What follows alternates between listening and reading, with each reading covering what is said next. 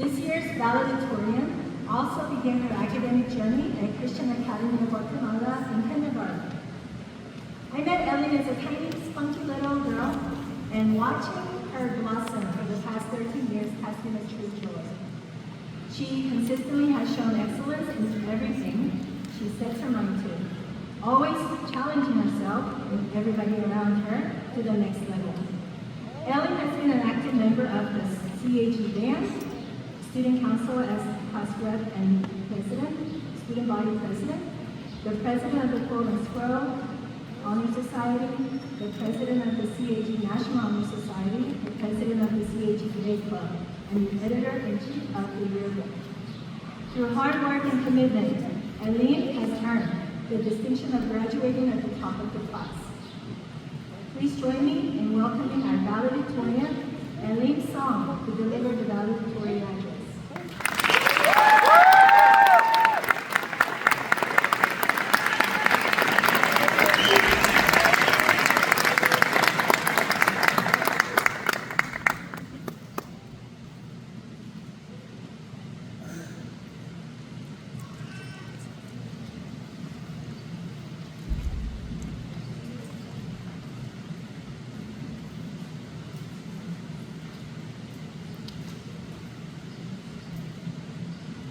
I'm going to stand on the stool because I'm pretty short.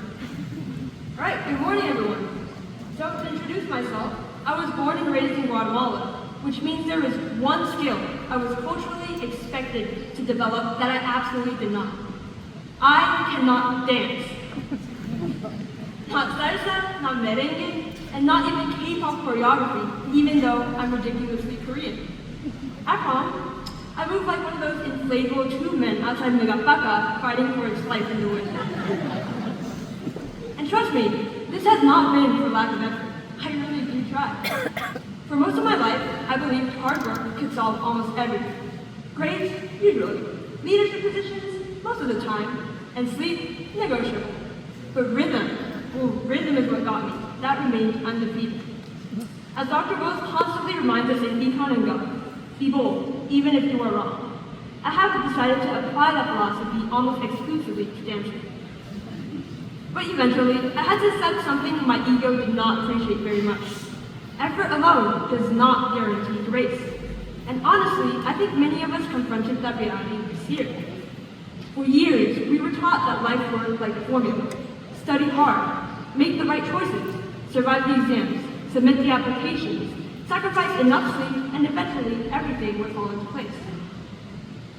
But senior year was a humbling way of reminding you that life is not a calculus.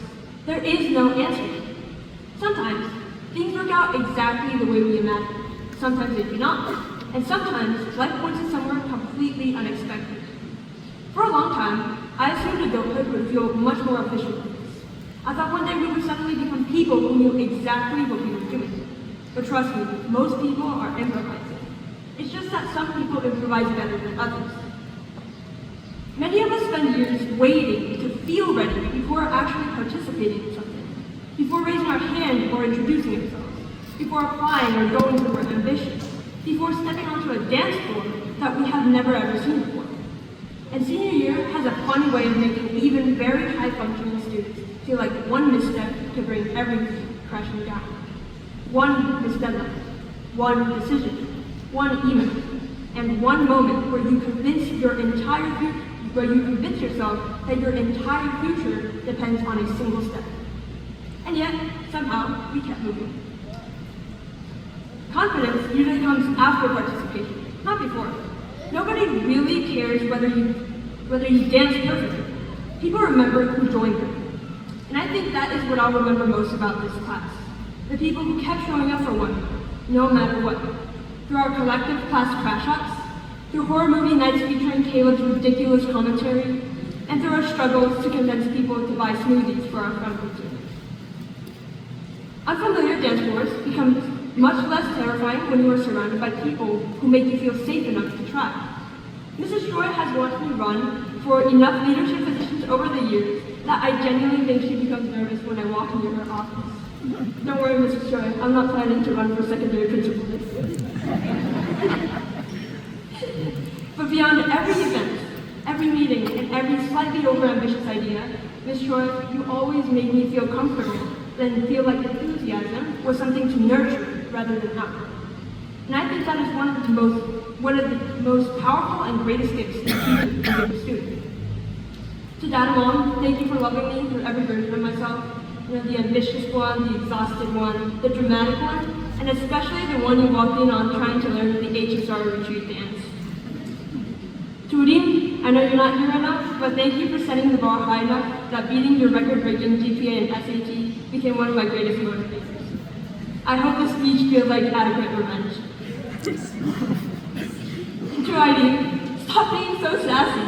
You always have fun, but also please study more. You need it. Dr. Wolf, you somehow built a career living around two things that you genuinely love, econ and dad jokes. And somehow, in that order, you saved me this year. I think every student deserves at least one teacher, one mentor, or one person who reminds them they are still a person before they are a statistic. So thank you for every lesson, every joke, every conversation, and every moment where you reminded me that encouragement matters more than words on the screen. I genuinely do not think I would have survived school year without your support. And to all my teachers and mentors, thank you for not only teaching subjects, but for shaping the way we see ourselves. There are teachers who give students information, and there are teachers who genuinely change the way students carry themselves long after they leave the classroom. That kind of impact lasts much longer than any exam will ever. Soon, we will all step into places where we are beginners in, new schools and new cities, new responsibilities, and new versions of ourselves. And at some point, every single one of us will find ourselves standing awkwardly at the edge of some unfamiliar dance floor. Some people will move through life graciously and gracefully. Some of us will continue looking like inflatable tube men outside of the fun. But I do not think people remember us for how perfectly we moved through things.